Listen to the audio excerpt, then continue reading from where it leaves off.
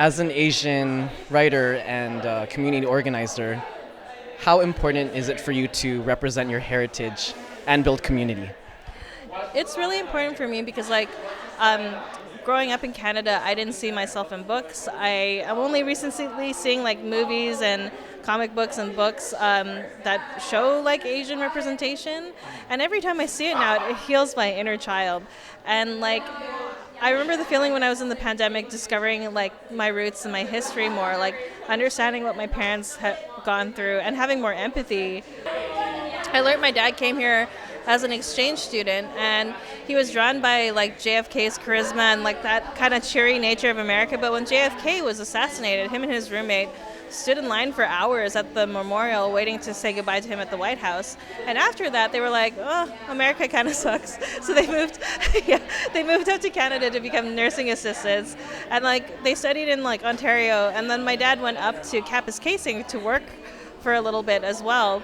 And I have a funny story about that is I met another performer and she was talking about how her grandma was in Kapuskasing. I'm like, it's a really small town and they're about the same age. And we found out that they like were friends, which is really crazy. Uh, Where is this? Kapuskasing, I think, is really North Ontario. It's like very cold, very cold. And then my mom, she didn't even want to come here. Like I wrote about her story in the anthology of Dargat, an anthology of Filipino Canadian writing. Is like she was going to go to college and finish it, but thieves stole her tuition, and like basically her parents were like, "Your sister can sponsor you," and that's how she came here. And so I think about the story my mom told me, like when she first got here, she didn't unpack her suitcase for a whole year because she thought she would be going back to her parents. And so learning about like what your parents had gone through and like the system that they were in, like given that like my parents came here in the 60s and 70s was when there was that recession because of the Marcos era and those types of things. So like po- like the politics and the history of it really affects your personal life too. Yeah. Wow. So it's very important.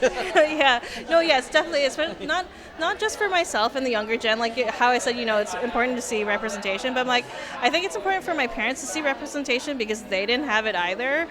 Like they were too busy surviving. And I remember when, it's funny. I remember when I published, like I wrote a story for my dad and his like immigration experience. And at first he was freaked out. He was like, "Oh, that's weird." And then when I published my mom's story in this big like anthology that's getting a lot of attention, he's like, "Where's my book?"